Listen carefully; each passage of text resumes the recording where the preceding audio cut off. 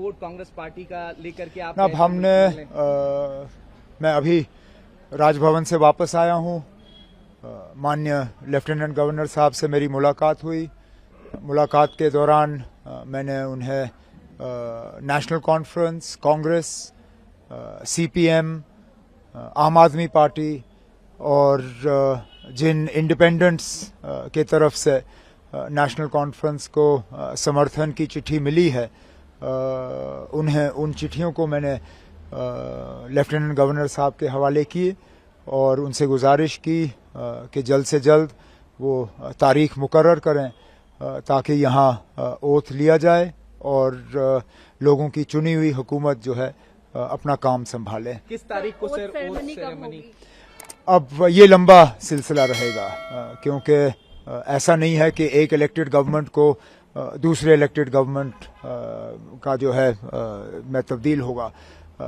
Central rule है, union territory है और गवर्नर साहब को एक अपने कागज तैयार करके पहले राष्ट्रपति भवन भेजने हैं। राष्ट्रपति भवन से वो फिर होम मिनिस्ट्री में जाते हैं। होम मिनिस्ट्री अपना उसमें प्रोसीजर करके वो जो उनको अपनी कागजी कार्रवाई करनी होती है वो सारा करके वापस आ जाता है। तो फिलहाल हमें ये कहा गया है कि इसमें 2-3 दिन तो लग ही जाएंगे। तो अगले हफ्ते ट्यूसडे वेंसडे से पहले मुझे उम्मीद नहीं है। उम्मीद की जा रही है कि अगर ये सारा जल्दी हो जाता है तो वेंसडे को हम ओथ सेरेमनी यहाँ कर लेंगे। ऐसा कयास लगाया जा रहा था कि इंडिया अलायंस के तमाम बड़े नेता इस ओथ सेरेमनी में मौजूद रह सकते हैं, तो किन अब आप अभी वो आप फारूक साहब से बात करिए। इंडिया ब्लॉक के लीडर वो हैं और इन्विटेशंस अगर जाएंगे तो उनके तरफ से जाएंगे। मुझे जिनको इनवाइट करना होगा वो अपने तरफ से मैं कल बैठ के उन्हें जो है दावत दूंगा।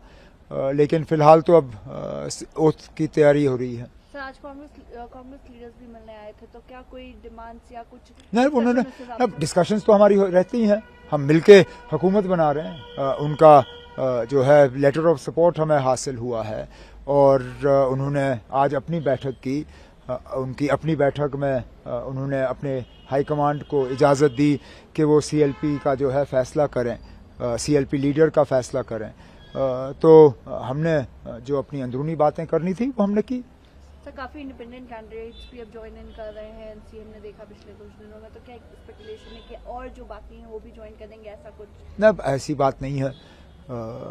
ये आमतौर पे वही लोग हमारे साथ जुड़ रहे हैं जो पहले भी हमारे साथ जुड़े हुए थे। एक आध को छोड़ के ये सारे वही हैं जिनको शायद अलायंस की वजह से अपनी सीट नहीं मिल पाई और वो आज़ाद उम्मीदवार के तौर पे इलेक्शन लड़ के गए और जीत गए।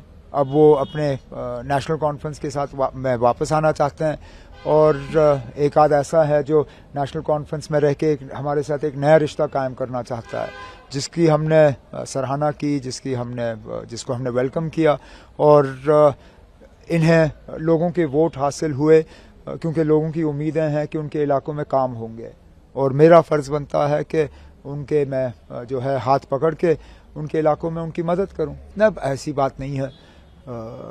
ये आमतौर पे वही लोग हमारे साथ जुड़ रहे हैं जो पहले भी हमारे साथ जुड़े हुए थे। एक आध को छोड़ के ये सारे वही हैं जिनको शायद अलायंस की वजह से अपनी सीट नहीं मिल पाई और वो आज़ाद उम्मीदवार के तौर पे इलेक्शन लड़ के गए और जीत गए।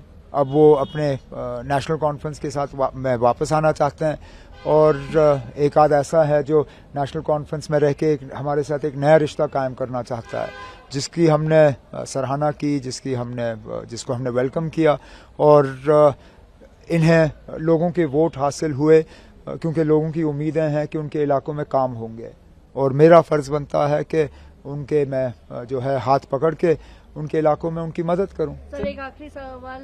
इल्तिजा मुफ्ती जी क्लेम कर रही हैं कि बिज बिहारा में एनसी के वर्कर्स जो है वैंडलिज्म कर रहे हैं, they are attacking their workers. How do you? मुझे कुछ नहीं कहना इसमें। ये अब अगर किसी तरह का सबूत है तो वो पेश करें। जिनके खिलाफ इल्ज़ाम लगे हैं वो तो उनके खिलाफ अब केस करने के लिए तैयार हैं, डेफेमेशन के। अब ये अदालत को फैसला करने दीजिए कौन सही है कौन गलत। सर, जम्मू डिवीजन के इग्नोरेंस का एक बड़ा आरोप लगा। कोई इग्नोरेंस नहीं है ना। कोई क्या कोई डिप्टी कोई सीएम कोई जब से आएगा? कोई इग्नोरेंस नहीं ना। आप पता नहीं एएनआई को डिप्टी सीएम का क्यों इतना शौक है? आप हम पे छोड़ दीजिए, हमने किसको कहां से लेना है।